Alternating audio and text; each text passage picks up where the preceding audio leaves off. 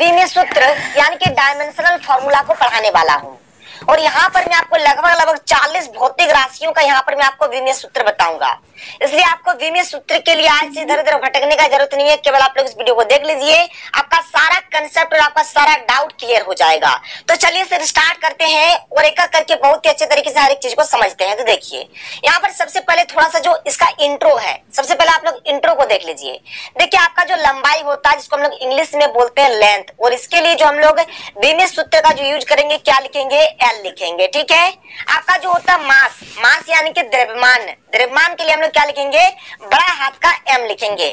देखिए जो हमारा विमीय सूत्र होता है ना, इसमें हम लोग हर एक चीज को बड़े हाथ के मतलब एबीसीडी से ही लिखते हैं, यानी कि कैपिटल लेटर में हर एक चीज को लिखा जाता है। टाइम, टाइम यानी क्या हो गया, समय, समय को हम लोग किससे लिखेंगे, बड़ा हाथ का टी से। अब देखिए जैसे की बात होता है लेंथ का, तो यहाँ पर जो हमारा लंबाई है, चौड़ाई है, ऊंचाई है, ये सब के सब हमारा क्या है सर, लंबाई के कैटेगरी में आते हैं। इसलिए सबके लिए हम लोग क्या लिखते हैं, एल ही लिखते हैं। आपको कंफ्यूज नहीं होना है। तो चलिए एक एक करके देखते हैं, और करीबन करीबन यहाँ पर हम लोग 40 फिजिकल क्वांटिटीज का यहाँ पर हम लोग डायमेंशनल फॉर्मूला देखेंगे, यानी कि 40 भौतिक राशियों के यहाँ पर हम लोग विमीय सूत्र देखने वाले हैं। तो चलिए फिर स्टार्ट करते हैं और एक एक करके देखते हैं। तो देखिए हमारे पास जो सबसे पहला है क्या, क्षेत्रफल। क्षेत्रफल का इंग्लिश में हम लोग क्या बोलते हैं, एरिया बोलते हैं। और क्षेत्रफल मतलब होता है लंबाई गुना चौड़ाई। क्षेत्रफल मतलब क्या होता है, लंबाई गुना चौड़ाई। देखिए यहाँ पर ये लंबाई है, तो लंबाई के लिए क्या लिखेंगे, एल लिखेंगे। अभी मैंने आपको बताया। यहाँ पर आपका चौड़ाई है, तो चौड़ाई के लिए भी एल लिखेंगे। तो यहाँ पर हमने एल लिखा, और एल गुना एल क्या हो जाएगा, एल का स्क्वायर हो जाएगा। तो क्षेत्रफल का जो विमीय सूत्र हो गया क्या हो गया, एल स्क्वायर हो गया। उसी प्रकार से आयतन, आयतन यानी वॉल्यूम, जिसको इंग्लिश से क्या बोलेंगे, वॉल्यूम बोलेंगे। अब देखिए जैसे आपने पढ़ा होगा कि आयतन माने क्या होता है, लंबाई गुने चौड़ाई गुने ऊंचाई होता है, या फिर आप मोटाई भी बोल सकते हैं। तो हमने लिखा है कि लंबाई गुने चौड़ाई गुने ऊंचाई बोलिए या फिर मोटाई बोलिए। अब देखिए लंबाई के लिए भी एल लिखेंगे, चौड़ाई के लिए भी एल लिखेंगे, और मोटाई के लिए भी एल लिखेंगे। तो एल गुने एल यानी एल के मात्रा में कितना हो जाएगा, 3 हो जाएगा, यानी कि एल क्यू हो जाएगा। तो आयतन का जो विमीय सूत्र हो जाएगा क्या हो जाएगा, एल क्यू हो जाएगा। देखिए आपको अच्छे तरीके से सारी चीज को समझना है, बहुत ही सिंपल तरीके से मैं आपको बता रहा हूँ। वीडियो पसंद आ रहा है तो वीडियो को लाइक करिए, जितना हो सके इस वीडियो को ज्यादा से ज्यादा शेयर करें, और अगर आप लोग हमारे चैनल पर नए हैं तो चैनल को जरूर से जरूर सब्सक्राइब कर लीजिएगा। देखिए आगे क्या है, 3 नंबर में आपका घनत्व, जिसको इंग्लिश से बोलते हैं डेंसिटी। अब देखिए तो देखिए घनत्व, घनत्व को इंग्लिश में क्या बोलते हैं, डेंसिटी। और इसका जो फॉर्मूला होता है क्या होता है, द्रव्यमान बटे आयतन होता है। देखिए जो फॉर्मूला होता है ना, फॉर्मूला आपको याद रखना पड़ेगा, तभी जाकर आप लोग विमीय सूत्र या फिर एसआई मात्रक लिख सकते हैं। नहीं तो आप एसआई मात्रक और विमीय सूत्र नहीं लिख पाएंगे। और मैं आपको एक एसआई मात्रक का भी वीडियो बनाकर दूंगा, जिसमें आप हर एक एसआई मात्रक को बिना याद किए हर एक चीज को बता सकते हैं कि किसका क्या होगा। तो देखिए 3 नंबर में जो हमारे क्या है, घनत्व यानी कि डेंसिटी। तो घनत्व बराबर क्या हो गया, द्रव्यमान बटा आयतन। और अभी मैंने आपको बताया कि द्रव्यमान के लिए हम लोग क्या लिखते हैं, एम लिखते हैं, और आयतन के लिए अभी हमने निकाला क्या निकाला, एल क्यू निकाला। तो क्या हो गया, देखिए ऊपर में एम हो गया, नीचे हमारा एल क्यू हो गया। अब देखिए एम का तो एम हो गया, नीचे हमारा एल के मात्रा में 3 है। अगर इसको ऊपर ले जाएंगे तो क्या हो जाएगा, एल के मात्रा में -3 हो जाएगा, मतलब यहाँ पर एक तो माइनस चिन्ह आ जाता है। तो ये हो गया हमारा घनत्व का मतलब यहाँ पर विमीय सूत्र। कोई दिक्कत नहीं है। आगे देखिए आगे आपका क्या है, तो आगे है हमारा वेग यानी कि वेलोसिटी, फिर हमारी चाल यानी कि स्पीड। अब देखिए यहाँ पर जो हमारा वेग होता है ना, वेग, तो वेग का जो फॉर्मूला होता है ये हमारा होता है विस्थापन बटे समय। क्या होता है, वेग बराबर होता है विस्थापन बटा समय, इस बात को आप याद रखिएगा। और एक होता है हमारा चाल, तो चाल बराबर होता है दूरी बटा समय। बात समझ लीजिए, चाल बराबर क्या होता है, दूरी बटा समय होता है। ये सब चीज आपको याद रखना पड़ेगा। अब देखिए विस्थापन, विस्थापन मतलब क्या होता है, ये भी एक प्रकार का डिस्टेंस ही होता है। तो डिस्टेंस यानी कि दूरी, ठीक है। और एक्चुअल में बोला जाए तो यहाँ पर क्या होगा कि लेंथ होगा, लेंथ यानी कि लंबाई। और लंबाई के लिए क्या लिखते हैं, एल लिखते हैं, तो इसके लिए हम लोग क्या लिखेंगे, एल लिखेंगे। समय है, समय यानी कि टी, तो इसके लिए हम लोग टाइम के लिए टी लिख देंगे इस प्रकार से। उसी प्रकार से दूरी, दूरी क्या है, डिस्टेंस है, यानी इसका जो हम लोग मेजर करेंगे लेंथ जो इसका होगा, तो इसके लिए हम लोग क्या लिखेंगे, एल लिखेंगे। यहाँ पर क्या है, समय यानी कि टाइम, इसके लिए हम लोग क्या लिखेंगे, टी। तो दोनों के लिए क्या होता है, ऊपर में एल होगा, नीचे में टी होगा, ऊपर में एल होगा, नीचे में टी होगा। देखिए एल का एल हो गया, नीचे में हमारा टी है, टी के मात्रा में कुछ नहीं, मैंने 1 है। अगर ये ऊपर जाएगा तो क्या हो जाएगा, देखिए टी के पावर में क्या हो जाएगा, -1 हो जाएगा। मतलब जैसे यहाँ पर नीचे आपका 1 है तो ऊपर जाने से क्या हो जाता है, -1 हो जाता है। तो बस आपको इसी प्रकार से करना है सर, बात समझ में आ रहा है, कोई प्रॉब्लम नहीं होना चाहिए। तो यहाँ पर आपका ये जो हो गया वेग का बोलिए या फिर चाल का बोलिए, यानी कि वेलोसिटी बोलिए या फिर स्पीड बोलिए, दोनों का क्या होता है, एल और टी के मात्रा में -1 होता है। देखिए त्वरण जिसको बोलते हैं एक्सेलरेशन। अब देखिए त्वरण माने क्या होता है, वेग में परिवर्तन बटे समय, ठीक है।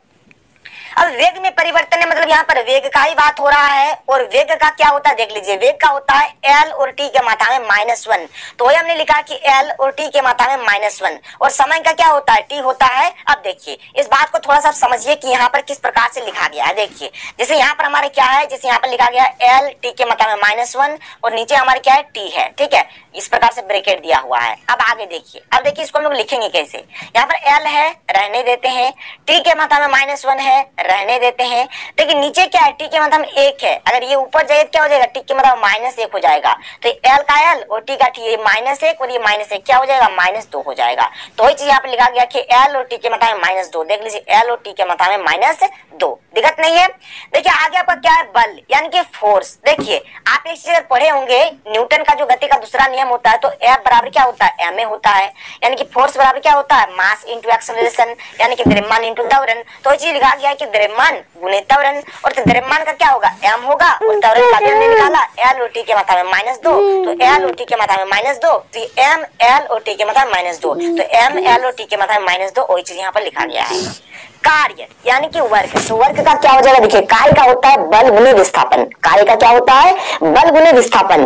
तो विस्थापन क्या है, एक प्रकार का डिस्टेंस है, ठीक है। तो यहाँ पर विस्थापन के लिए अभी बिना होता है कि क्या लिखना है, एल लिखना है। तो देखिए यहाँ पर विस्थापन के लिए हमने एल लिख दिया, और बल का भी हमने निकाला एम एल टी के मात्रा में -2, तो एम एल टी के मात्रा में -2 और ये हमारा एल, तो क्या हो गया, देखिए यहाँ पर भी एल है, यहाँ पर भी एल है, तो एल एल एल का स्क्वायर, तो एम एल स्क्वायर और टी के मात्रा में -2, ये हो गया इसका विमेय सूत्र। समझ में आ रहा है सर? आप लोग कमेंट्स जरूर करिए, लाइक जरूर करिए, ताकि मुझे भी मोटिवेट मिलेगा और आप लोगों के लिए और अच्छे मैं वीडियो लेकर आऊं। आगे देखिए, आगे आपका क्या है, आगे है आपका शक्ति जिसको बोलते हैं पावर, ठीक है। तो शक्ति का यहाँ पर जो फॉर्मूला होता है क्या होता है, कार्य बटे समय होता है। शक्ति का क्या होता है, कार्य बटे समय। और देखिए अभी हम लोगों ने कार्य का यहाँ पर निकाला, देखिए कार्य का हमने क्या निकाला, तो कार्य का हमने ये निकाला एम एल स्क्वायर और टी के मात्रा में -2। तो देखिए यहाँ पर हमने वही चीज लिख दिया एम एल स्क्वायर और टी के मात्रा में -2, और नीचे हमारे देखिए समय, समय यानी कि टी हो गया। देखिए इसको अगर हम लिखेंगे वैसे लिखेंगे एम एल टी के मात्रा में -2, ये ऊपर में है, ठीक है, ये तो हमने लिख दिया। और देखिए टी हमारे नीचे यानी कि टी के पावर में 1 हमारा ये क्या है, नीचे है, इसको अगर ऊपर ले जाएंगे क्या होगा, टी के मतलब -1 हो जाएगा, तो m का m हो जाएगा, एल स्क्वायर का एल स्क्वायर हो जाएगा, टी यहाँ पे देखिए -2 है और यहाँ पर -1 है, तो माइनस प्लस 2 और 1 कितना हो जाएगा, 3, यानी कि -3 हो गया। तो m एल स्क्वायर टी के मात्रा में -3 हो जाएगा। तो इस प्रकार से आपको इसको सिंप्लीफाई कर लेना है। आगे देखिए संवेग, ठीक है, देखिए इसको आप ट्रिक से याद रख सकते हैं। देखिए संवेग, संवेग को अगर आप तोड़ेंगे तो दो चीज आपको मिलेगा, एक मिलेगा आपको यहाँ पर सन, ठीक है, एक आपको मिला सन और एक मिलेगा वेग। अब देखिए सन माने होता है आपका संहति, सन माने क्या होता है, संहति, और वेग का तो वेग ही होगा। और संहति को ही बोलते हैं द्रव्यमान, संहति माने क्या होता है, द्रव्यमान होता है, तो द्रव्यमान और ये हो गया वेग, जिसको बोलेंगे संवेग माने क्या होता है, संहति गुणा वेग बोलिए या फिर द्रव्यमान गुणा वेग बोलिए, दोनों का मतलब एक ही होता है। और देखिए यहाँ पर द्रव्यमान, द्रव्यमान का क्या होगा, m होगा, और वेग का अभी मैंने आपको बताया क्या होता है, एल टी के मात्रा में -1 होता है। तो ये क्या हो गया, एम एल और टी के मात्रा में -1, तो एम एल टी के मात्रा में -1, तो संवेग का कुछ इस प्रकार से हो जाएगा विमेय सूत्र।